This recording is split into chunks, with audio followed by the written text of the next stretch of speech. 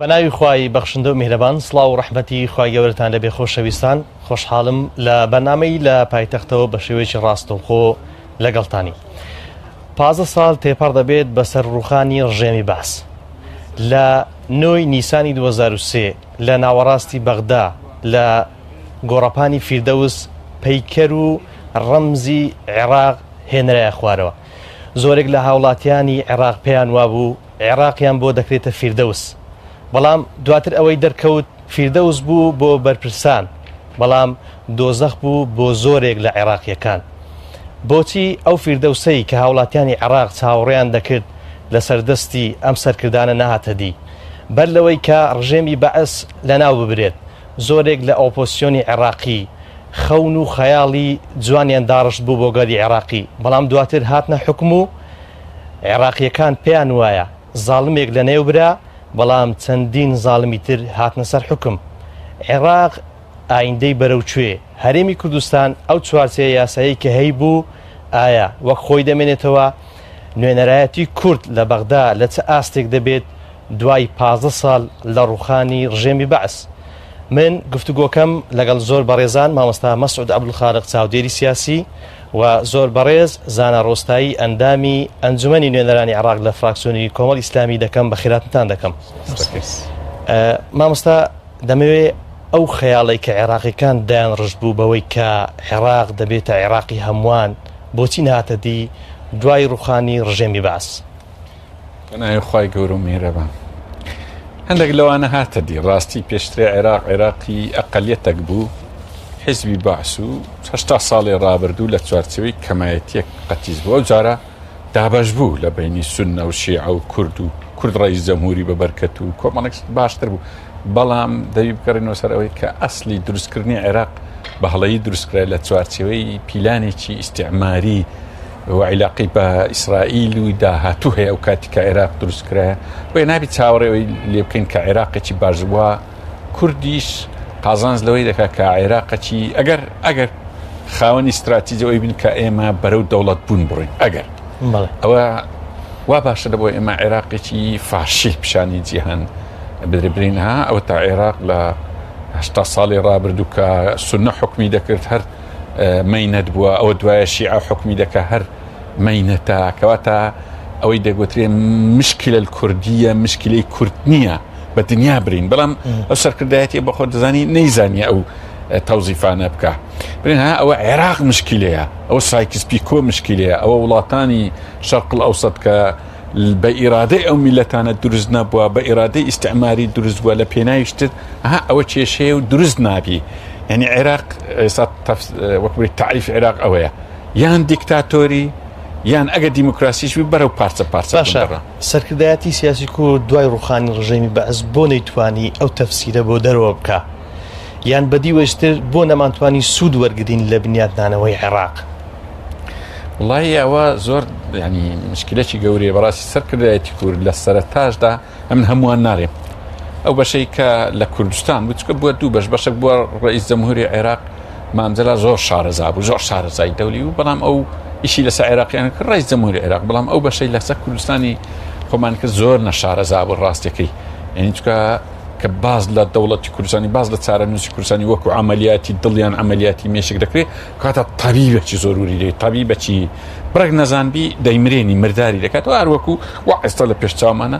مردار بووە. یعنی هەنگاوەکان و تێنەگەیشتن لە ئاڵۆزیەکانی شەرق الئەوسەد و جیهان و چەنەزەری جیهان بەرامبەر شەرق الئەوسەد بەرامبەر عێراق زۆر خراپ تێگەیشتن. بۆیە لە سەرەتادا بە هەڵە داچوون. ئەگەر بەبیریت بێ پۆل برێمەر زۆر بە جوانی باسیەوەی کردو کە لە سەرکردایەتی کورد دەترسا بێت، چکە کوردستان کۆمەڵە قەراراتی پێشوەختی هەبوو، بڕیاری 688 هەبوو، 986 هەبوو، کۆمەڵک وەکو بعدی قانونی دووەلی وەرگبوو. ئەو تەوەقعی دەکرد زیاتر لە فیدرالی و لە کۆنفیدرالی و ڕەنگە لە جیابوونەوەش بە هاوەنتا ئەو وەزع قانونی و سیاسی و ئیداری هەرێمی کوردستان تەسلیمی عێراق نەکرێتەوە، کە تەسلیمیش بکرێتەوە لە بەرامبەر سەمانێکی گەورە، لە بەرامبەر نرخێکی گەورە. ئەوە کە دێ دەبینی داوای هەندێک مەبلەغی پارە و سەتاح دەکەن وەکوبری تووشی شۆک بوو. یعنی ئەو دیارە تەوەقعی گەورەی کرد. یعنی کەواتە منهەجی سەرکردایەتی کورد زیاتر منهەجێکی مادی و نەشارەزایی بوو. یعنی هەندێک خەڵک هاتون وين تيجين وهنا مستشار إستاج ماينة الدولي أساس اقتصاد وأساس أجمالية كتابي وسامان تابي جهاني عولمة ونوي لسا أول بو كرد زور بحلي كواتە چەندە پەیوەستە بەو دەسەڵات دارانی کە لە بەغدا حکومیان کردووە لە دوای 2023 ئەوەندەش پەیوەستە بەو سیاسەتەی کە سەرکردایەتی کورد هەی بووە ئەگەر ناوی لێ بندی سیاست کە زۆر پێیان وایە سیاست نەبووە والله ئەوە يعني زين ئەم بەشی هەرە زۆری خەتای سەرکردایەتی ئێرە بووە ئەگەر جوان تەماشای بکەین ئەوان بەخۆیان چون عێراقیان بنیادناوە بەخۆیان ماڵ بە ماڵ دەگەڕان عێراق لە بەندی حەوت دەربینین دەگەڕان چەک و سیلاحی لە بۆ بکردن لە هەولێرێ مؤتەمەر دەکرن پێم عەجیبە ئێستا دەرن وەڵا ئەگەر ڕێفراندۆمیشمان نەکردا باە عێراق هەر بەت باشە تو بە خۆت عێراقت دروست کردیتەوە ئەو تا سێ چار ئیتفاقی لە هەولێری کرا حکومەت لە بۆ مالیکی پێکات حکومەت لە بۆ عەلاوی حکومەت لە بۆ نازانم عەبادی پێکاتیە ئێستا لە کۆتاییەکەیدا هاتەوە سەر ئەوەی جارشکە دوژمنایەتی بکەیەوە کەس سەری لەوەی دەرناچکم معنایەکی هەبی هۆی ئەوەی سەرکردایەتی کورد کردیتی ڕاستیەکەی هەر چەند کۆمپانیایەک واستیان پێکردێت چوینە بەغدا لە مفاوەزاتەکان ڕەنگە کاکزانە لەوەی باشتر ئەمە نارین هیچ باسی وەتەنێنە بەس کەمتر باسی فلان شەریکە ئەرێ ئەوەی عەفو بکرێ و فلان ئیشمان لە بۆ بکرێ و ئیشی وەتەنیەکە لێگەڕایە ئەم جارێک ئیبراهیم جەعفەری هات بۆ هەولێر لە پێش چاوی خەڵکەی زۆر باسییان کرد وتیان بۆ تو مادەی 140 جێبەجێنەکە و کاتڕۆژ والله ئەو یەکەم جارە ئەوە پرسیارم لێ دەکەی ئەوە تا ئەو قیاداتی کوردی هەموو لەگەرم یەک جار ئەو باسەش نەکرێت بەڵێ باشە دەگەڕێم وڵات مامۆستا زانە دووبارە بەخێر بێی ئێمە لە حکوومەتە یەک لە دوایەکانی عێراق ناڕازی بووین بۆ نمونە دوای 2023 ئەوەی کە ئەنجومەنی حکومە بەشدار بە کورتێدا بەڵام دواتر عەلاوی جەعفەری مالیکی ئێستاش عەبادی ئەوە پەیوەستە بەچێ پەیوەستە بەو نوێنەرایەتی کورد لە بەغدا هەیە نەیتوانیوە ئەو ڕۆڵە ببینێ کە ئێمە لەگەڵ ناوەند بە شێوەیەک دوای 2023 بەشدار بین لە حکوم یان پەیوەستە بەچی بە ناوی خۆی گەورە میهرەبان طبعا هەر لە دووزووین دەوڵەتی عێراقیەوە کورد نوێنەرایەتی هەر هەبووە لە حکوومەتی مەرکەزی لە ئاستی گەورە لە ئاستی وەزیر لە ئاستی ئەندامانی مەجلسی عەیان مەجلسی نوابی ئەو کاتی هەر هەبووە قەت کورد بێ نوێنەر نەبووە لە بەغدا بەڵام لە دوای ڕوخاندی ڕژێم لە 2023 دەرفەتەشی زێڕین هاتە پێش بۆ ئەوەی کورد کە بەشداری کردو لە بنیاتنانەوەی سەر لە نوێی عێراق و سوودی لەو دەرفەتە مێژوێ وەرنەگرت بۆ ئەوەی ئەو نیمچە سەربەخۆیی هەبوو لە هەرێمی کوردستان بکرێتە سەربەخۆیی بەڵکو بەبێ دیڕاستەوە بەبێ ئەوە پەلەپەل چوون بەغدایان بەهێز کردەوە کە چوشن ئەو پۆست و پلە باڵایانەی کە درا بە نوێنەرانی کورد لەوێ بەڕاستی بەری چاوی تاریک کردنیان هیچکیان نەدی غێری ئەو مەغنەمە نەبێ کە دەستیان توە لە حیاتی خۆ کورد خۆی نەدیوە سەرۆکی کۆمار بێ خۆی نەدیوە وەزیری دەوڵەتێکی اتحادی بێت ئەو شۆڕژ جێرانێکە لە شاغ بوونیان ئەو سیاسیانێکە لە مەکتەبی سیاسیەکان بوون و پاشان چوونە بەغدا ئەو هەموو خەدەم و حەشەم و پارە و مەنسەب و بەهەیە کە لە مەنسەبی دەوڵەتی اتحادیدا هەیە ڕاستەکەی زۆر شتیان لە بیر بردنەوە هەروەکو نوکتەیەک باز دەکرێت کاتی خۆشاندێکی کوردی چۆتە بەغدا دوایە کە هاتنەوە گوتن ئەرستان کردگوتی وەڵی ئەوەندە ڕێزیان لێناین پێمان عیب و باسی بکەین ینی هەندێک لەو با بڵێن فەخفەخەیەکە لە پۆست و مەنسەبە سیادیەکاندا هەیە تۆ لەسەر ئاسی دەوڵەتانی دنیا تەعاملت لەگە دەکرێ و خەڵک دەبینی و سەفەر دەکەی ئەوە دەکەی بەداخەوە بەبێ استراتیزی ئەو نوێنەرانە لەوێ ون بوون باشە بڵاوێ جۆدەکانی هەموو پەرتو بڵاو بوو لەسەر نەخشە ڕێگا کاریان نەکرد بوو کە لە ئەنجامدا هەوڵ و ماندبوونەکانی ئەوان بەرەبوومێکی هەبێ بە واقعەکەی ئێرە لە هەرێمی کوردستان باشە باسی استراتیژیت کرد یعنی لە دوای 2023ەوە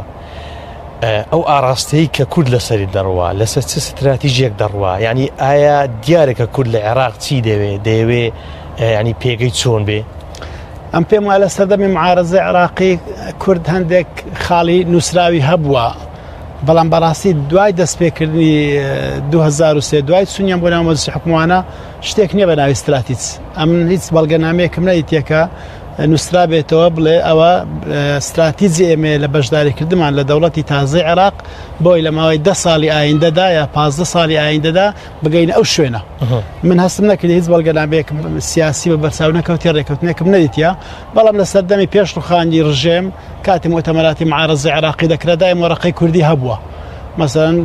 گفتوگۆ کرا لە گەلانەکانی معارەزەی عێراقی شکلی ئەو دەوڵەتی عێراقی چۆن بێ و مافەکانمان سی بێ و چی نەبێ بەس دوایە کە بۆ واقع و دەوڵەت دەوڵەتی سەدام ڕووخا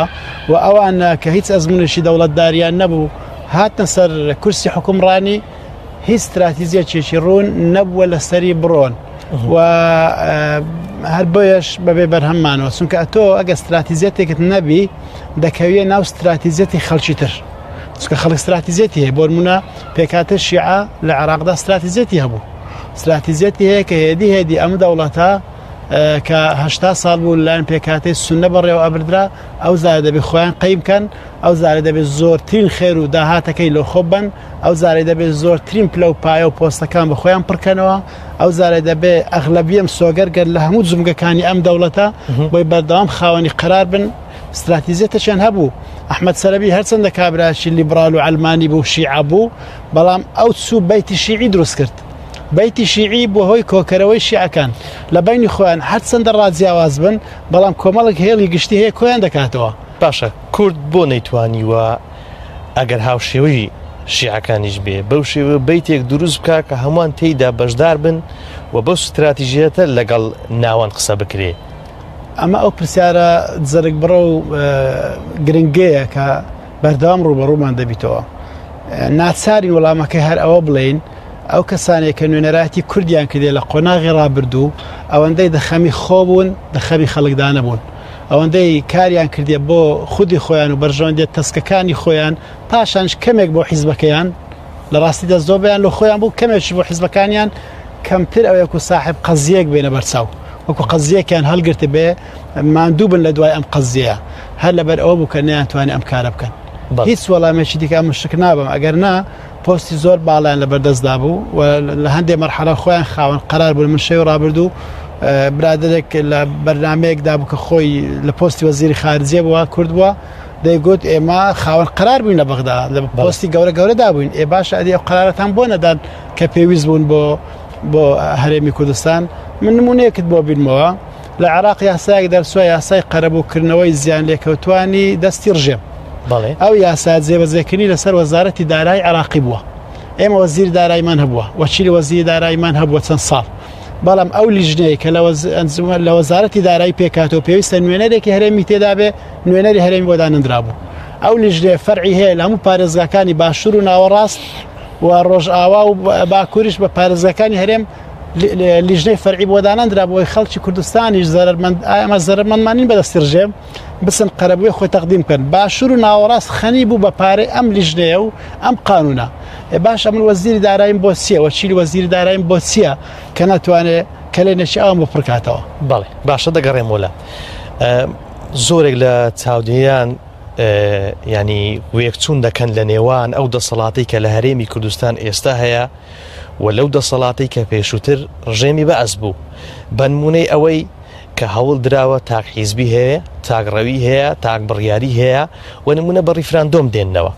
و دێنە سەر ئەو ڕەوشەی کە لە ئێستا لە هەرێمی کوردستان هەیە ڕەوشی مافی مرۆڤ ڕەوشی ئازادی دەربڕین یانی تۆ چەند لەگەڵ ئەوەی کە وەیەکچوون لە نێوان ئەو دوو دەسەڵاتە هەیە لە هەرێم و لە ناوە ڕژێمە دیکتاتۆریەکان زۆر پێک دەچن لە قسە لە ئەدەبیات ینی ئەگەر خۆپیشاندانش تەماوەکی دەستی دەرەوەی لە پشتا ئەو حیزبە سەربەوەیە ئەو زۆر بەڵام هەر هەندێک جیاوازی هەیە و هەندە شیوەک چوو هەیە هەرچیان حیزبی سەدەی بیستنس یعنی ئەوەی سیستەمی ستالینی پێدەگوترێ سەربەوەنەکە لە هیچ جێکی جیهان نەما حیزبی بەعسیش ئاخیرەکەی بۆ ئەوە ڕۆی و لە کوردستان ئەو نمونەی ماوە ئێستا ئەو نمونەکە کە لە دنیای ئەوە نەمایە حیزب چەکداری هەبی و ئاسایشی هەبی و حتا شخص فەوجی هەبی و لیوای هەبی ئەوە ولەوەی لەوانشی تێپەڕانێ بەڵام لە هەندێک ئیش هەیە وەکو برەی مەغروری و تاگڕەوی و حیزب القائد لە کوردستان ئەوانە پێک دەچی ڕاست دەکەی بەڵام لە کوردستان بەدبەختانە دوو حیزبی قائد یعنی ئێستا لەبەرچی هەرچی حیزبە لە کوردستان بەشداری ئەو حکومەتەکە ئیلا بە عیبداری دەگەڕێتەوە بە سەلامەتی دەستە ناوێ بەڵام بە سەرشکایی و بە عیبداری دەگەڕێتەوە لەبەر ئەوەی لێرە نیزامی حیزبی قائدەت و دەچی بەشداری دەکەی چێ ئەو حیزبە بچووکانی کات خۆی لەگە حیزبی بەعز بەشداری خۆن هەمیان بەو شێوەی بوون کە لە کۆتاییدا بچووک دەبوونم ئێستا هەرچی لێرە نیزی ئەو دەسەڵاتێکەوی هەتا هەندێک حیزبی ئیسلامیش کە حیزبی ئیسلامی عیبدار وە حیزبی مارکسی عیبدار وە حیزبی معارەزە کە ماوەی کەم چووە بەشداری کرد ئەیش بە عیبداری هاتە دەری بەڵام لە هەمووی گرنگتر ئەوەیە عین حاشیەک دروست دەبی چۆن لە بۆی ئەم جارێک جێم لێ بوو یەک لە بەرپرسەکانی حیزبی بەعەز دەیگوتە سەدام حوسێنی سەیریەت و غەڵەت ناکەی غەڵەتی تو لە ڕاستی مە دروسترە عین لێرەش بەدەیان ڕەوشەنبیر بەدەیان حتا هەیە مامۆستای ئاینی هەیە حیزبەکەی خۆی جەنابی فلان ئەتو هەر غەڵەت ناکەی تو هەموو شتت ڕاست ئەوانە هەموو وێچوونە ینی وێچوان چین وەڵام ئاخیر شت کە جەنابەت ناوەی بەنە ڕیفراندۆمیکەوە تقریبا عینادیەکان پێک دەچوو عینادی سەدام حوسێن تێنەگەیشتن بوو لەو کاتی کە لە کوێر نەدەکشاوە تێنەگەیشتن بوو لە ئالۆزی شەرقەوسط تێنەگەیشتن بوو لەوەی کە سایکس پیکۆ لە چێ هاتیە مەبدەعەکانی ئایزنهاوەر نۆ مەشروع لە عالەمی لە شەرق الأوسط ئیش دەکا عدم المەس بالإرث الاستعماري لە شەرق الأوسط معنای چیە دەستی لە بۆ شتی خەتەر برد و وای بەسەر کەواتە خوێندنەوەی هەڵا بۆ واقعی تێیدا بۆ خوێندنەوەی هەڵا بۆ استراتیژی نێودەوڵەتی بەتاکید جای شتێکی گرنگیشە بوو ڕێک لەگە ئێرە پێچەن ئەو کاتی کە سەدام حوسێن کوێتی گرت و تووشی ئەو وەزعی بوو لە کاتێک بوو لە کاتساتی ئەوی بوو کە تەوازنی نێودەوڵەتی دوو جەمسەری بەرەو یەک جەمسەری دەڕووی لێرەش لە ڕیفراندۆم زۆر وێچووی ئەوە بەڵام تۆزێک فەرقیە بڕک شەرحەتیەوەی دێ لێرەش ئەوجارە جەمسەرێکی جزئی پەیدا و بەرامبەرەوەی لە بۆ کورتیش دوو جەمسەری زۆر خراپە چۆن لە بۆ سەدامی دوو جەمسەری زۆر باش بوو یەک جەمسەری باش خراپ بوو بۆ ئێمە پێچەوانە یەک جەمسەری لە بۆ ئێمە باش و دوو جەمسەری خراپ لەو کاتێک کە ڕیفراندۆم دەستی پێکرد جەمسەرێکی جزئی لە مستەوای ئاسیا پەیدا بوو دش بە جەمسەری بەرامبەر وەکو بێ سەرکردایەتی کورد لەو مەوزوعە ئەوانەی باسم لە شەرق ئەوسەط و لەو وەزع سیاسی نێودەوڵەتی و تازە پێشاتنە هەر تێنەگەی بۆیە تووشی شکستی زۆر خراپ بوو تووشی ئەو عینادی بوو ئەوەی سەدام تووشی بوو گوتیان بکشێەوە بەجێ کەسی نەکرد عین ئەوەی برادرانی ئێرەش ئەو کۆمیتێ ڕێفراندۆم پێکات بوو لەو حیزبانە دنیا ڕزای لێک ینی 15 ئەندامی ئومەم متحیدە پێکەوە بێکدن کە قەراری وها دەرن کاکە ئەوەی نەکەی کەواتە نەتواندرا سوود لەو هەڵانە وەربژیرێ کە ینی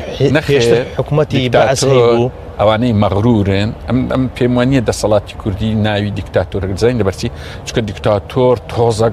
بە عەزمە لە بۆ وەتەن ئێستا ئەوانە وەتەنیش دەڕوە هەرچێشی لێنێ ئەنی چێ بزانە ئەوانەی کۆمیتی ڕێفراندۆ هەموو گوتیان هیچ نایبی هیچ ڕوونادە سەند تەک کەس ناوێری بێتە پێش هەر ڕۆژی پێشترێ لەگەر جەم بابنین ئەندامانی ڕیفراندۆم کە سەرکردایەتی ڕێفراندۆم گوتیان کەرکوو گوتیان شەڕیش نابی ئێستا هەموو ڕوویدا هەمووی دۆڕایە خۆیان گوتیان ئەمە بەرپرسیار یەکەیەکە قسەیان کردیا چ ئەلمانی چ ئیسلامی ئەوانی لە ڕیفراندۆم کاکە ئەمە بەرپرسیان هەرچی ئێستا هەموو ڕوویدا کوردستان نما نیوەی کوردستان دۆڕە ئەوە تورکیا دێ بەناو دەکەی وە عێراق مەتارەکان هەموو تەسلیم دەکرێت ڕۆژێ بە ڕۆژێ تەنازل دەکرێت وە بۆ ئاگاداریت ئەگە ئەو دەسەڵاتەوە بمینێ و سەرکەوتوبی لە هەڵبژاردنیان هەر هەرێم نامینێ بەڵام چ دەمینێ بەنە چکە دەستوری عێراقیان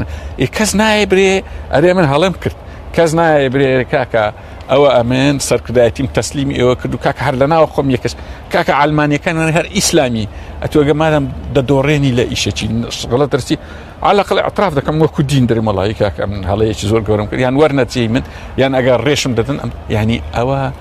ئەوە بەڕاستی وەکوری دیکتاتۆر وهانیە عەبدولناسر کات خۆی کە دۆڕاندی گوتی بڕۆن بنووسن دۆڕاندی محمد حسن هەیکەل نەینووسی بوو وەری جزئەک لەو دۆڕانەی دەکرد وتی وەڵا نابی و هەبنووسی دەبی بنووسی هەمی دەکەیت سەرم ینی لێرە وەسفی دیکتاتۆر وەسفەکی ناخۆشتر هەرەگری وەسفەکە کە یعنی خۆشنی هەمجارە برین کریپتۆکراسی و نیزامەکی ناشیرن وەلو بە خۆشیان بخۆیان درن شەریکە دزوو تای یان مافیەوە ڕەنگە ئەمە ئەوانە وەنەرین ئەو قسانە بەڵام بەڕاستی وەکوری دەسەڵاتێکی ناشیرنی دۆڕاوی بێکەلکە باشە مامۆستا زانات تۆ لەناو ئەو واقعی کە لە بەغدا هەیە بەتایبەت ئەم 4 ساڵەی دوایی ئەو ڕەنگ ڕێژەی کە حیزبی بەعەز کردبووی لە حکومدا یعنی دەتوانین بە هەمان شێوە بڵین ئەگەر بە جوزئیشبی لە عێراق بەردەوامی هەیە بە وێنەی ڕەوشی مافەکانی مرۆڤ بە وێنەی ئازادی ڕادەربڕین بە وێنەی هەمان سیستەمە بەڵام لەلایەن کۆمەڵێک کەسەوە بەڕێوە دەچێت سیر کاماوەستە محەممەد ئەمە کێشەیمە لەگەر گۆڕینی کەسەکان نییە کێشەکە گۆڕینی عەقلیەتەکانە بتەوێنێتەوێ ئۆپۆزیسیۆنی عێراقی کاردانەوەی زوڵم و ستەمی بەعسیەکان بوو دائما کاردانەوەش بەشێک لە خاسیەتەکانی بەرامبەر هەردەگرێ یعنی بەشێکی زۆر لە سەرکردەکانی معارەزەی عێراقی لە ناخی خۆیاندا با بڵێم سەدامێکی بچووکیان تێدا دەژیت کە هاتن سەردەسەڵات بە حەزی ئینتیقام و تۆڵەسەنەوە هاتن هەندێک ڕەفتار و هەندێک سلوک و هەندێک ممارەساتیان کرد هەمان ئەو نەهجە بووە کە پێشتر بەعسەکان کردیانە بۆ ئێستا لە شەقامی عەرەبی لە عێراقوا باوە دەڵێن دوو حیزب عێراقی تێکدا یەکەن حیزبی بەعس یەکەن حیزبی داعوا مع العلم حیزبی داعوا ئەو حیزب عەریقە بووە کە دەیان هەزار نەک هەزار دەیان هەزار کەڵکی کردوتە قوربانی بە سێدارە بە دەربەدەربوونە بە هەرچی بەسەریان هاتووە بەسەریان هاتووە بەڵام کە هاتنە ناو دەسەڵات سەردەسەڵات نەیانتوانی خۆیان بپارێزن لەو خاصێتە خراپانەی کە پێشەکەی خۆیان هەیبوو لە بەرامبەرەکانیان نێرە سیاسەکانیان نێرە مەزەبیەکانیان هەمان ڕەفتاریان کرد دیاردەی شوێن بزرکردن لە عێراقدا ئێستاش زیاتر لە 10,000 کەس لە عێراق شوێن بزرە بەدەستی حکومڕانانی نوێ تا ئێستا کەش مەسەلەی خەڵک دەرکردن لەسەر ماڵ و حاڵی خۆی و گۆڕینی دیمۆگرافیا هەمان سیاسەتە ئێستاش دەگەدابی ئێمە دەمانەوێت هەندێک یاسا هەیە دەستکاری بکەین کە یاسا ستەمکارەکانی سەردەمی بەعسە بۆ نمونە یاسای قانون منازعات الملکیە ئەوەی کە زەویە کێشە لەسەرەکان لە کەرکووک و لە هەندێک ناوسەیتر کۆمەڵێک هێز و لایەنی سیاسی زۆر بە توندی دژی دەرکردنی ئەبیاسایەن مەلعێم ئەوە لە غێر مباشرمانەی چیە درێژەدانە بە سیاسەتەکانی پێشووی بەعس هەر ئەوان هەیە کەواتە من هەندێک لەو ڕەفتارانە هەندێک لەو سلوکیاتانەی کە بەعسیەکان هەیەیان بوو کە سەدام هەیبوو لە حکومڕانیدا دەیبینمەوە لە سەرکردە نوێیەکان بە پێچەوانەشەوە کۆمەڵێک ڕەفتاری باش هەبوو لە بەعسیەکان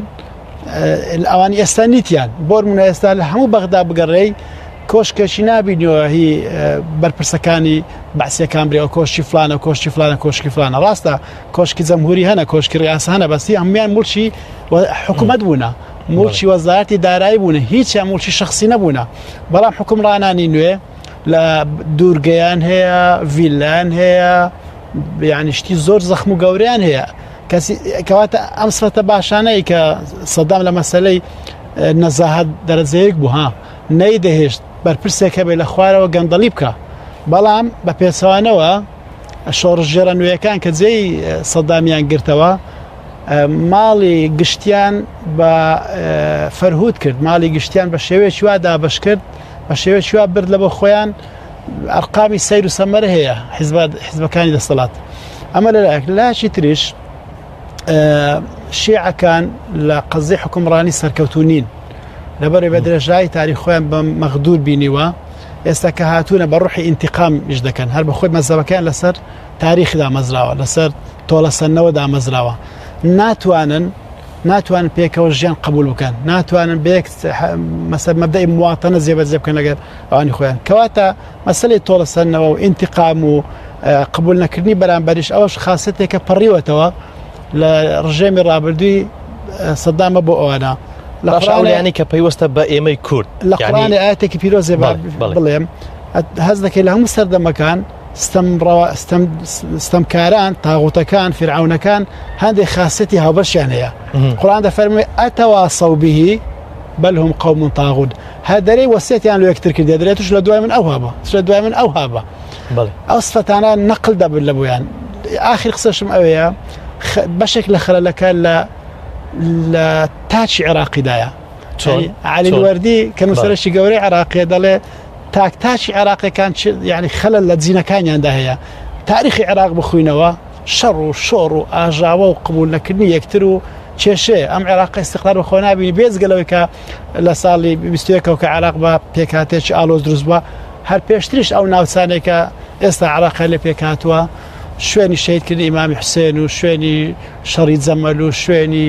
ململانێ ناوخۆش ئەولانی کە پەیوەستە بە کورد یعنی کە حکومڕانی لە عێراق لە ڕژێمی باس کە لەدەست سونەکان بوو گۆڕا دەتوانین بڵێن بۆ فرەیی بەوەی کە شیعە و سونەش لە حکم بوو بۆ لێرە سەرکردایەتی نەیتوانی کە لەو نێوەندەدا بەشدار بی لە حکومڕانی یعنی ئایا ئەوش هەر پەیوەستە بەو حکومڕانی کە لە بەغدا شیعەکان هەیەێ و ڕوحی ئینتیقامە یان بەشێکی لە کێشەکان خۆمانی لە هەرێمی کوردستان کاتێک عێراقی نوێ پاش 2003 پێکێنرایەوە بەهێزترین پێکهاتەیە و دەوڵەتە کورد بوو چونکە تاکە لایەنێک هێزێکی نیمچە نیزامی هەبوو کە هێزێکی پێشمەرگەی هەبوو تاکەلایەنێک کە ماوەی چەند ساڵ بوو ئیدارێشی تەجروبێکی ئیداری هەبوو لە بەڕێوەبردننی حکوومەت و ئانە لایەنە کوردیەکە بوو لایەنەکانی تر زۆر پەرتوو بڵاو بوون ئەوان بەو هێزەی خۆیان کە چوون نەیان توانی پێگەشتی وا دروست بکات لە عێراقکە بە ئاسانی هەڵنەوەشێتەوە بەداخەوە شێوچوانە بوو پاشە کە دەینە سەر حکومڕانی لە هەرێمی کوردستان و کەمێ بەراورد دەکەین لەگەر حکومڕانی سەدەمی ڕابردوو تا ئەندازێکی زۆر خاڵی هاوبەش دەبینی بۆ منە لە ڕژێمی بەعس ڕاستە شتێک هەبوو بە ناوی مەجلیسی تەشریعی پەرلەمانێک هەبوو لە سەر ئاستی هەرێمی کوردستان مەجلیس تەشریعی و تەنفیزی هەبوو مەبەستیان ئەوە نەبوو پەرلەمانێکی حەقیقی بێ لێرەش بە هەمان شێوە ئێستا بە هیچ شێوەیەک حەز ناکەن پەرلەمانێکی حەقیقی هەبێ لێرانە کاتێ پەرلەمان دەیوێت هەنگاوێکی ڕاستەقینە بنێت و پەرلەمانش ڕاستەقینە بێ دەرگای دادەخرێ کاتی خۆی بەعسیەکان حەزیان لێ بوو ئەحزابی کارتۆنی هەبێ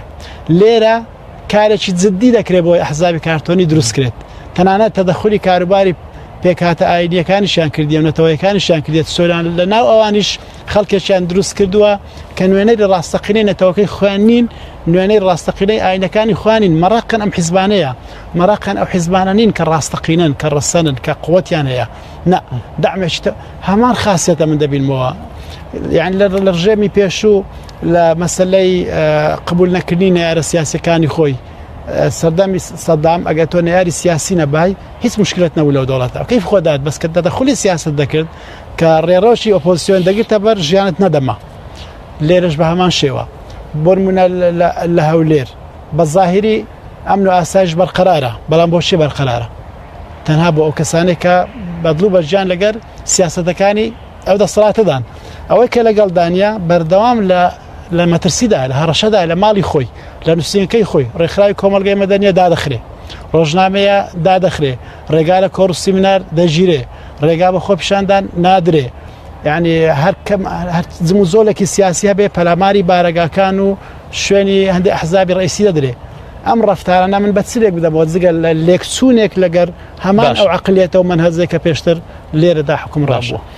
لە دوای 2023 حکوومەتی عێراقی دروست کرایەوە بەڵام ئەوەی کە سیر بوو کە زۆرێک لە چاودێرانش پێیان وایە چوونەوەی کورد بە مەرجی چی کورد بەچی بەشداری کرد لەو حکوومەتەی کە دواتر ناونرا بنیاتنانەوەی عێراق خۆی زۆر بەنە شارەزایی چوونەوە یان بێزگە لەوەی ئەمن حەقیانی قسەکەی ئەو دەستورە تاڕادەیەکی باش داڕژرا باش بوو بەڵام دەستوراندرا هێشتان چاک بۆ نمونە دیباجەیەکی دیباجەکە علەقل مادەک من بەزن دەمانگۆ دیباجەیان مقدمە جزء من الدەستور یعنی حەسممان دەکرد ئەویان نەکرێ بەڵام بەشەکەی تر تاڕادەیەکی چاک باش بەڵام باقیەکەی تر زۆر بەنە شارزایی بۆ نمونە من لە قیمە قسەت لەگەر دەکەم ئەو کاتی وا بەبیرم دێتەوە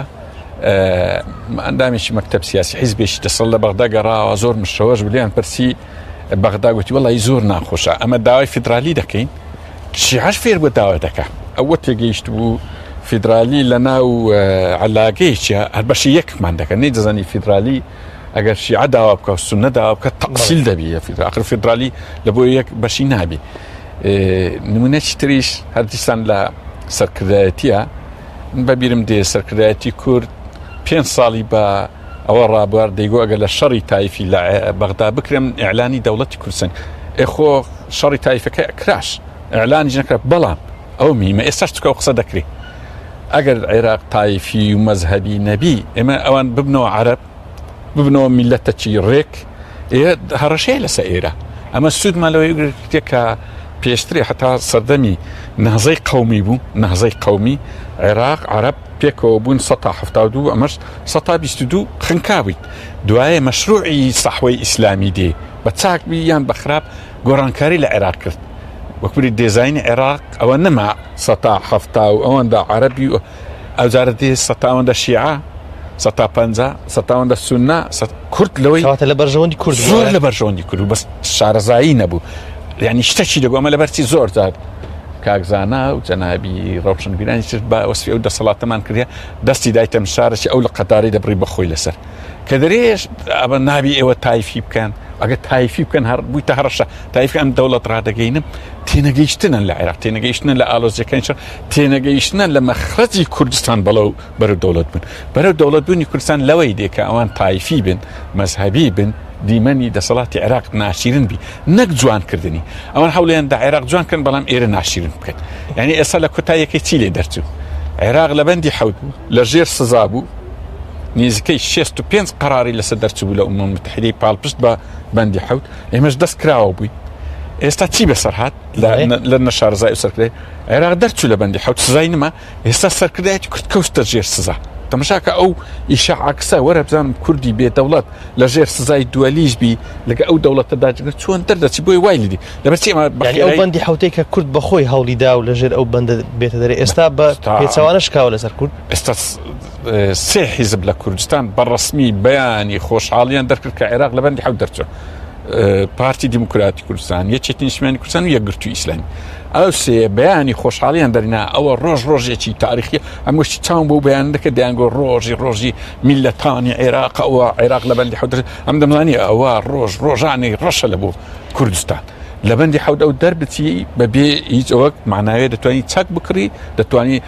وەسیادەی هەرێم بووە بەشێک لەس یعنی پێم عەجیب بوو پاشان داوای باسی دەوڵەتی کوردستان دەکرا پێشی ئەوەی عێراق لە بەندی حەوت دەربچی دەکرا داوای دەوڵەت بکەین دەکرا ڕیفراندۆم بکەین ئەو ڕیفراندۆمە مەجالی هەبوو هینی قانونی بوو هینی مەجلیسی ئەم 15 ئەندام بەیان لەسەر دەرناکرێت چونکە عێراق ئەو کاتی ناقسە سیادە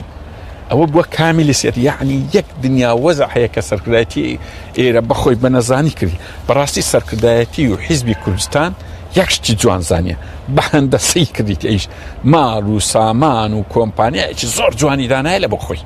ئەوەی زۆر جوان سەرکەوتوو بوو ئێستا ڕەنگە دەرێن 116 میلیارد دۆلاریان ڕەنگە ڕازبی ئەوانیان هەیە و ئێستا لە پارێزگاری لەو ماڵ و سامان دیکرد لەوەی سەرکەوتوو بوو بەڵێ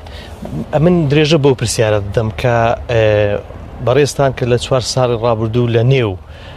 حکوومەتی عێراقی بوون هەمیشە ئێمەی کورد باز لەوە دەکەین کە عێراق نایەوێ هەرێمی کوردستان شەریک بێ لە حکومدان و نایەوێ هەرێمی کوردستان ڕۆلی هەبێ لە بڕیاردان لە نێوەندی عێراقیدا یعنی بەفعلی ئەوە ڕاستە یان ئەمە خۆمان دەمانەوێت گرژی هەبێ لە نێوان هەرێم و ناوەند لە بەرژەوەندی چەند کەسێک کە بەرژەوەندیان لەوەدایا بەردەوام گرژی لە نێوان هەرێم و ناوەند هەبێ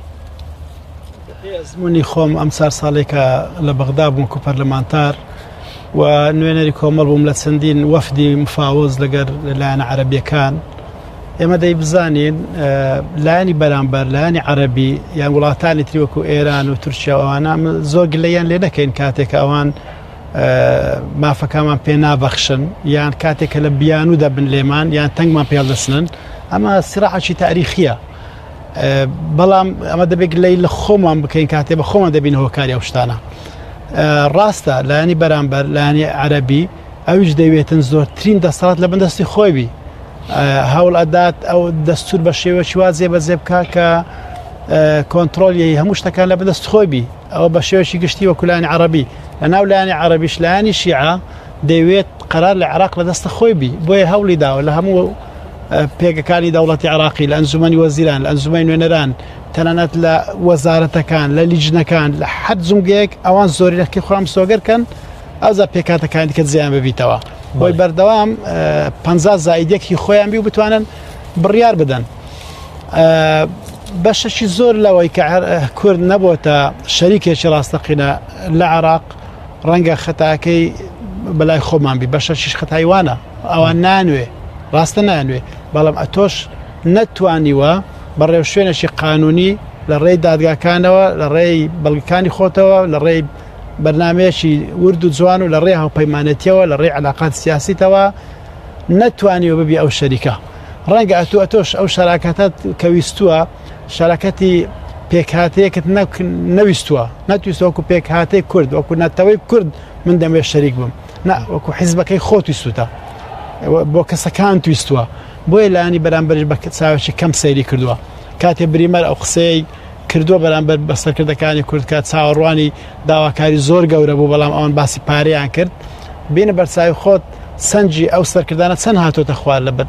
چاویان کاتێ ئەو بەرپرسە باڵانەی کوردیش لە بەغدایە سوونە قسەیان کردووە داوای فەوزی تایبەتیان بۆ خۆیان کردووە و داوای هەندێک دەرماڵی تایبەتیان کردووە دوای هەندێک امتیازات تایبەتیان کردووە ئەوانش ئەو شتانیان بە سەخاوت پێداون چونکە دەزانن بەم شتانە شتەکانی تر لە بیرەکەن قەزیە گەورەکانی خۆیان ئەوە شۆکارێک بۆ نابێ ئەوەش لە بیر بکەین کەواتە بە کورتی ڕاستە لایانی بەرامبەر ڕەنگە نەویست بێت تۆ شەریکێکی ڕاستەقینە بێ و قرار بەشدارێکی ڕاستەقینە بکەی لە قەرار بەڵام لای ئەو بەرەش لای خۆشمان ئەوانەی کە نوێنەراتی کوردیان کردێ لە 12-13 ساڵی ڕابردوو بەڕاستی ئەوانیش زۆر کەم تەرخەم بووینە کەوەکو نوێنەری پێکاتێک و میلەتێک کاریان نەکردووە بەڵکو نوێنەری خۆیان و بەرژەوەندی حیزبەکانی خۆیان لەویشیان کردووە ئەو هاوچێشەیە چۆن دەگۆڕدرێ کە بتوانرێ کەسانێک نوێنەرایەتی کورد بکەن کە بتوانن ماف بسەنن بۆ گەلی کورد نەک ماف بسەنن بۆ خۆیان و بۆ حیزبیان ماوەستە مەسعود پێشی من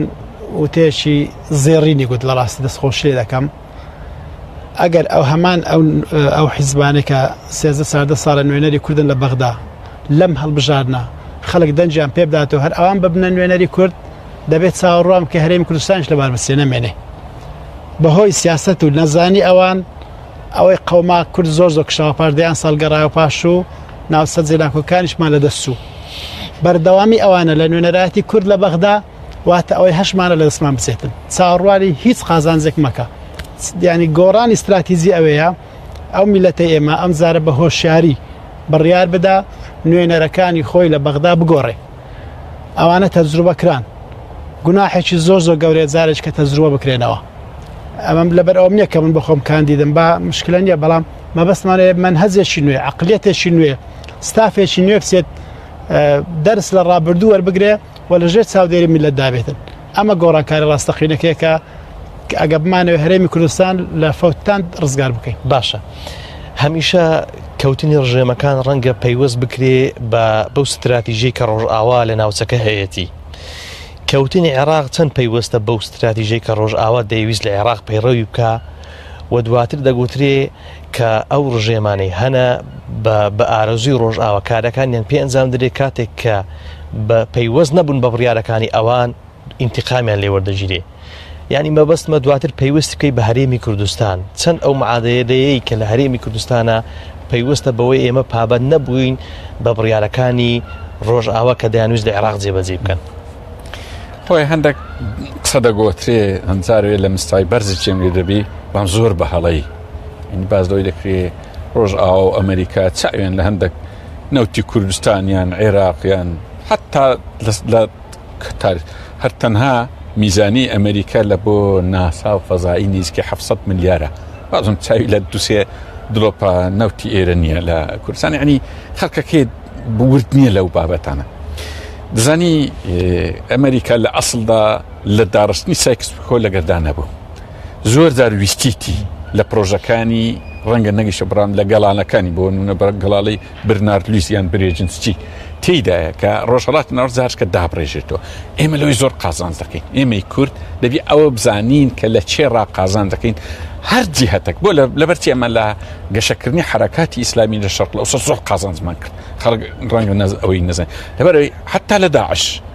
یعنی ئەمە باش شەرم لەوەی نەکەین ینی هەر حرەکاتی ئیسلامی دێ سایکسپیکۆ تێگرە باوەڕی بە سنوور نییە معناهەیە لە بۆمە زۆر قازانج ئەمە ڕێک خنکان و زیندانی سایکسپیکۆین ئەمریکا لەو ناحیەی ئەوەی هەبوو ئەو نیازە بۆیە کە دێتن هەڵە دەکات لە استراتیجیەت ینی جاروەیە ئەو قسە بڕێک مەوزوع ئالۆزیشە ئێمە کوردوەزعەکەمان وایە لە هەڵەی استراتیجی ڕۆژئاوا زۆر قازانج دەکەین لە پەیدابوونی خەڵکی وەکو سەدام و وەکو حرەکاتی بێعەقلی و حرەکاتی متەتەریف بڕە قازانج دەکەین چونکە ئەگەر بێت وەکو پاڵپشتی جیهانی لە بۆ وفاقی ئیقلیمی بی ئەمە زەرەر دەکەین دائما وفاقی ئیقلیمی لە قازانجی منە وفاقی دووەلی لە قازانجی ئێمە ئێستا ئەمە ئەو ڕێفراندۆم لەبەر چی تووشی وای لێکردین ئەمە پێشترش دەمانگۆ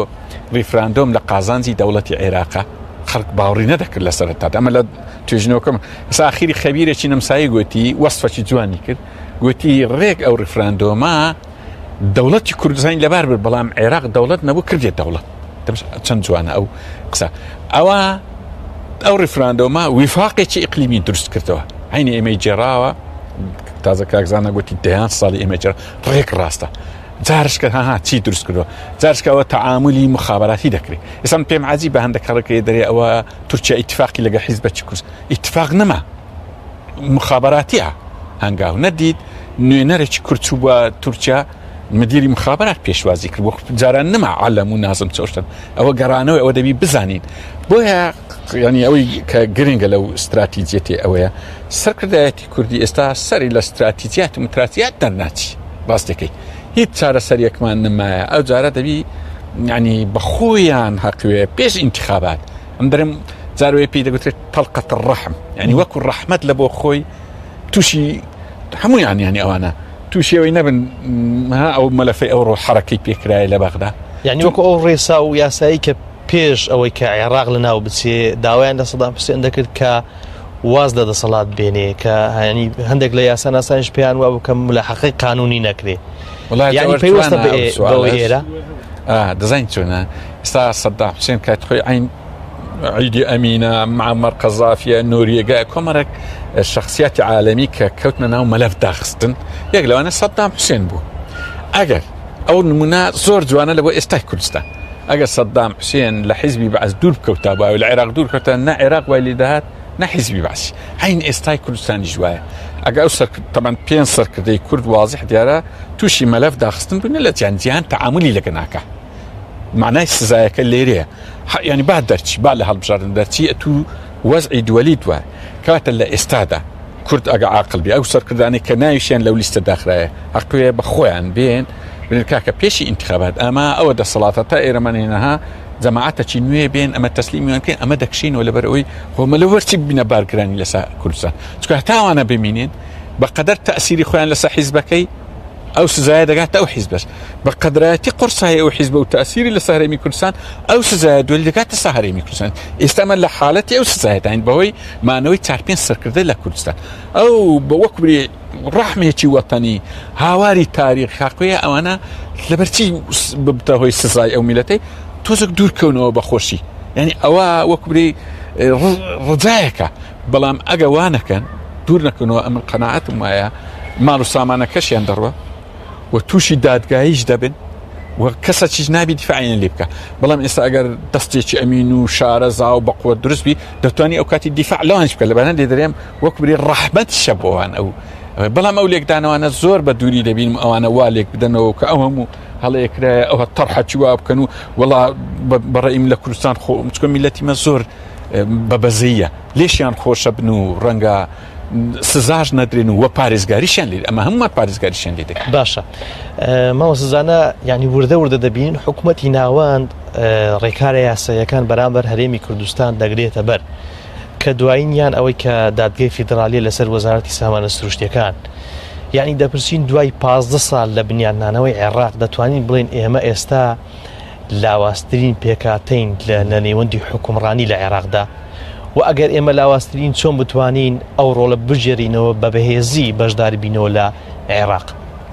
طبعا باسی ڕیفراندۆم کرا دوای ڕیفراندۆم حکومڕانانی عێراق باشترین سوودیان وەرگرت لە قەزای ڕیفراندۆم من تەنها بیستومە بەشێک لە سەرکردەکانی حەشدی شعبی و عێراقیەکان شەوی ڕیفراندۆم دەیانگوت ئێمە دوعامان دەکرد پەشیمان نەبنەوە ڕیفراندۆمەکە بکەن بۆ ئێمە بەرنامەکانی خۆمان ببەینە سەر لە دوای بیانوێک دەگەڕان بیانوەکە لەسەر سنێکی زێڕین پێشکەشیان کرا ئەوەش دەبێت دوای میلەت پرسیار بکاتن چێ بەرپرسە لە باردۆخی کە ڕوویدا پاشان کە ئەمە قەومە ئێستا ئەوەی لە عێراق دەگوزەرێ و بەرامبەر بە هەرێمی کوردستان بەڕاستی بە چاوێکی تر سەیری دەکرێتن ئێستا عێراقیەکان سەرکردە عێراقیەکان کوت لە عەرەبیەکان گلەیمان لێ دەکەن دەڵێن کاکە ئێوە ئەو خەڵکانە گۆڕانکاریکە لەسەر ئێوەیە ئێوە دەبی لە لای خۆتانەوە دەست بکەن بەو گۆڕانکاری ئەگەر دەتانەوێت زەرەرەکان زیاتر نەبن ئەگەر دەتانەوێت هەیبەت بۆ هەرێمی کوردستان بگەڕێتەوە مافەکانتان پارێزراو بن دەبێت ئەوانەی کە بەرپرسن لە تێکسوونیان باردۆخە ئێوە نوێنەری ئێوە نەبن چیتر باشە ئەو ڕێکارە یاسایی کە ئەمڕۆ دەست پێکرد لە محکەمەی اتحادی ئەمە زەنگێکی زۆر واضح و مەترسیداریشە لە بۆ دەسەڵاتداران لەوە میلەت مەترسیدار نییە چونکە سامانی گشتی تا بگەڕێتەوە دەستێکی ئەمین باشترە بگەڕێتەوە خەزێنەی گشتی هەنەبێت دوایەت دێتەوە بۆ میلەت بە موچە بێ بە پرۆژە بێ بە هەر شتێک بیتن دوایەوەش عێراق زۆر شارەزا لەو بارێت چەندین لیژنەی شارەزانی پێکیناو لە سەئاسی وەزارەتی دەرەوە سەفارەتەکان ئێستاوا کون بە دوای حسابە بانقیەکان سەرەت و سامانی بەرپرسە عێراقیەکان و کوردەکان دەگەڕێن ڕەنگە زۆرش تەرکیزیانە سەرلانە کوردەکان بیت ها ئەوەندە تەرکیزیانە سەر ئەوانی خۆیان نەبێ بەڵام بەناو بۆ هەمووان وا دەگەڕێن و دەستیشانی شوێنەکان دەکەن ڕێو شوێنی یاسایەکان لەوێش دەگرنە بەرامبەریان و ڕۆژێکیان حەیدرعەبادی لە مؤتەمەری سەحەفی زۆر بە ئاشکرا گوتی پێیان دەڵێم بەعام گوتی بەرپرسە گەندەڵەکان دەست هەڵگرن لەو گەندەلێکەیە بۆی بۆ خۆیان هەنەبێ سەریان بە سەلامەتی لێ دەرچێ ئەگەر نادوایە سەری خۆشیان لەسەردا دەنێن پارەکەشیان دەڕوە ئەگەر دووربین بن دەبێت خۆیان ڕزگارکەن لەو مەترسێکە ڕویان تێدەکات بەڕای من عێراق لەمە دووە ڕێکاری یاسای توندریش دەگرێتە بەر لە ڕێی دادگاکانەوە ها بە قانون و بە دەستور لەگەری دەکاتن و ئەوش چووکە دەوڵەتە و دەوڵەتێکی اتحادیشە و کۆمەڵێک مادەی دەستوریشێ لە ساڵحی ئەوە ئەو شتانە دەکات باش ئەوە چەندە پەیوەستە بەوەی کە دەگوترێ لە عێراقیش ئەو ڕێڕەوەی کە ئێستا گیراوەتە بەرامبەر هەرێمی کوردستان بەوەی کە بەر لە هەڵبژاردنەکانە بۆ کۆکردنەوەی دەنگە دواتر ئەوانەی کە لە ناوەندیش بڕیار بەدەستن دێن لەگەڵ هەمان ئەو سەرکردانە دادەنیشتنەوە و حکومت پێک دێنەوە کە لە پێشووتر لە ماوەی 5 ساڵ ڕابردوو لە حکم دابوون لە عێراق خۆ مەترسێکم هەیە لە هاوپەیمانێتی گەندەڵکاران لە هەر شوێنێک بن هەر حیزبێک بن کورد بن یا عەرەب بن لە ژێرەوە هەندێک بەرژەوەندی تایبەتی خوان هەیە و مەساڵح ڕیعایەت دەکەن لەگەڵ یەکتر بەڵام ئەو ڕاستێش دەبێ بزانین هەندێک سەرکردەی کورد هەیە مەلەفیان داخراوە و بڕیار دراوە لە مداهاتوو هیچ پێگەشی سیاسیان نەبێت لەناو نەخشەی سیاسی عێراقیدا و مامەڵەیان لەگەڵ ناکرێ بۆیە ئەوانە هیچ دەریش بستنەوە لە ئینتیخابات کورسیش بەدەست بێنن چاوەڕواری ئەوە نەکەن کە هیچیان بەدەست بێت ڕەنگە بتوان کێشە دروستکەن زەرەر بدەن زیاتر لە میلەت بەڵام ناتوان هیچ قازانجێک بۆ میلەت بینە پێش چونکە ئەوانە متمانیان لەدەست داوە ئەمانە شەریکێکی ڕاستەقینە نین بۆ چاکسازی ئێستا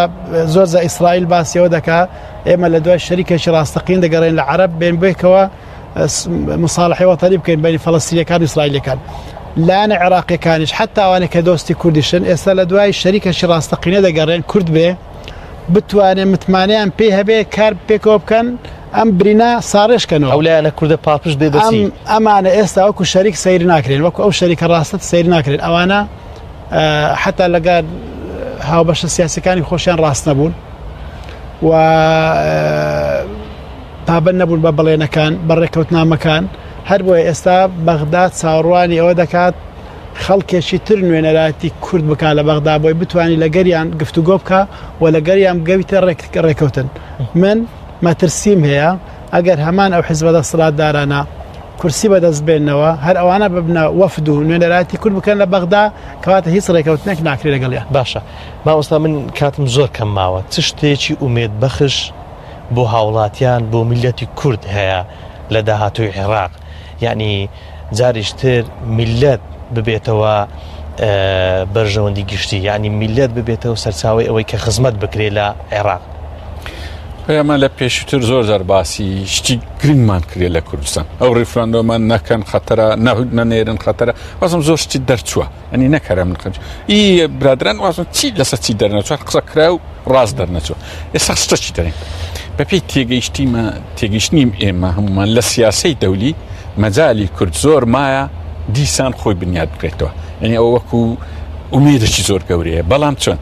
دەبی کوردستان جارێت تەسلیمی دەستێکی ئەمین و شارەزا بکەین و مەجالیشەیە یعنی لەسەر خۆمە ڕاوەستای ئێستا هیچتر بە خەڵکی کورد ئەو دوعانەکە ئەی خوایە ئەمە بوو بەشمان هەروەها و تاریخەدر ئەوە ئێستاوا لە بەردەستی خۆمان ئەگە ئەو برادرانە دەرچنەوە وەڵە دیسان تاریکایی و نهاتە بەڵام ئەگەر دەستەکی ئەمین هەڵبژێرن مەجال چۆن کارتی زۆر گەورەمان هەیە ئێمە حقەتەکەیە کاغزانەش لە بەغدایە با دەبی زیاتر ئەو تەفسیلی ئەوەی بدا ئەمن بە پێی تێگەیشتنیمە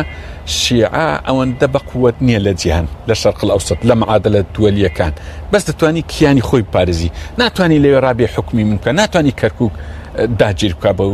شێوازەی ئەو کارتانی لە دەستی ئێمەیە بەو دەستانە بەکارنایە بەڵام بە دەستێکی ئەمین و شارزە بەکاری ئەمە قەناعەتم وایە بە ماوەیەکی کەم کوردستان بەرز دەکەینەوە وەکو جاران پشتیوانە نێو دەوڵەتەکەی دەینەوە تورکیای دوور دەخینەوە و کەرکووک و ناوچە دابڕێنراوەکانیش وەردەگرین و ئەو کاتی دەتوانین بینایی دەوڵەتی کوردستانی ڕاستەقینەش بکەین. بەڵام تۆ بەمەرز وا دەڵێی کە لە دەستێک بی کە کار بەکاربێنێ بە شێوەیەکی دروست بەتاکی ئێستا ئەو سەرکردانەی کە لە ساحەی سیاسین هەمان قسەی تۆ دەکەن کە دێنن خۆمان ئەو کارە دەکەین خۆیان کارەکانیان دۆڕاندووە بۆ نمونە 150 خاچی کوردستان لە دەست دراوە و ئەو مینێتێ بەسەر میلەتی کۆراتەوە بەڵام دەڵێن چاچی دەکەین زین چونە لە بینی قسەی هەردوولاتان قسەی زۆر خۆشتان کرد ئەم کورتیەکەمەوە یعنی دەسەڵاتی کوردی بە قووەترین پێکاتە و کە چۆ بەختە ئێستا بە لاوااسترین هاتە دەرێ لە کاتێک چۆن نەڕقابەی لەسەر پاڵپشتی دووەلی هەبووە یەک دنیا پارە و پولی لەبەرچ ئەوزا بۆ شێوازی ئێستا یعنی تازە بتوانین چ بکە ئەمن زۆر زار پاڵپشت بە ئاەتە چ قورئانیش زۆر باوەڕم بۆی هەبوو دەمزانی ئەو دەسەڵاتە قەت سەرکەوتو نابی إن الله لا يصلح عمل المفسدين كره بابا واضح دیارە مامۆستایان خەڵکی کوردستان سیاست مەداران ئەزمموی دنیاتان لە پێشە و دینداریشن و دینیزن چۆن دەکرێت بەوانە تازە هیچ چارەسەر یەک نمایە ئەو برادرانە دەبی دوورکەونەوە ئەگەر دووریش ناکەنەوە لەو هەڵبژاردنەی لە ڕاهی خۆی دووریان یەخنەوە. باشە دواوتە بۆ مامۆستەزانە پرسیار لەسەر ئەوەی کە تۆ بابەتێک دوورژاندوە بۆی کە پۆستی دیکە لە حکوومەتی ناوەندی وەربژێ ئەگەر دوای هەڵبژاردنەکان بێ لەسەر ئەوە چی دەڵێ؟ بەڵێ تەبان ئەگەر ئێمە ئەوزاری دوای هەڵبژاردنەکان بەهێزەوە بچینەوە بەغدا بۆمان هەیە ئەو زۆرە داواکاریانەش بکەین بەڵام ئەگەر بە واقعی ئێستا و بە هەمان ئەو نوێنەرایەتێ بچینەوە بەغدا پێکاتێکی لاواز دەبین ڕەنگە نەشتوانین وەفدێکی یەکگرتوش دروستکەین بۆ گفتوگۆکردن لەگەڵ لایەن عەرەبیەکان بۆ داواکردنی پۆستەکانی خۆمان بەڵام من شیمانیەوە دەکەم ئەگەر ئێمە بە باشی بچین بە یەکگرتوی بچینە بەغدا ئەو زارە بەڕێی من ئەوەیە کە سەرۆکی پەرلەمان داوا بکەین نەک سەرۆکی کۆمار عەرەبە سونەکان دەمێکە چاویان بڕیتە پۆست سەرۆکی کۆمار دایانەوەی عێراق بەرەو باوەشی جیهانی عەرەبی بنەوە لە بە ئەو نقطەیەگەنە عێراق دەوڵەتەشی عەرەبی نییە دەوڵەتەشی فرە پێک هاتەیە لە دەستوری شوا وەسف کراوە بۆ کوردیش سەرۆکی کۆمار سەرۆکێکی تەشریفاتیە مەگەر کەس بە شخصیەتێکی بە قوت و علاقاتی خۆی بتوانێت هێز بداتە پۆستەکەی ئەگەنا پۆستەکەی چنیە سیستەمی عێراق سیستەمێکی پەرلەمانیە لە سیستەمی پەرلەمانی سەرۆکی پەرلەمان بە قوترینە ئەوە متمانە دەداتە سەرۆکی وەزیران ئەوە متمانە وەردەگریتەوە ئەوە یاساکان دەرەکا بۆ حکوومەت ئەوە یاساکان دەتوانێت ڕێگری لێ بکە یعنی ئەوە بە ڕۆژانە پەیوەندی لەگە سەرۆکی کوت لە سیاسەکان هەیە بۆیە ئەو پێگەیشی زۆر گرنگترە لە بۆ کورد ئەگەر هاتو ئەمزارە بتوانین بێگرتی و بەهێزەوە بچینە بەغدا. سوپاس بۆ میوانەکانی لە پایتەختەوە زۆر بەڕێز مامۆستا مەسعود عەبدولخالق چاودێری سیاسی مامۆستا زانا ڕۆستایی ئەندامی ئەنجومەنی نوێنەرانی عێراق لە فراکسیۆنی کۆمەڵی ئیسلامی سوپاسان دەکەم. سوپاس بۆ هاوکاران و سوپاس بۆ ئێوە خۆشەویستان تا بەرنامەیەشتر بەخوای گەورەتان دەسپێرم خواتان لەگەڵ.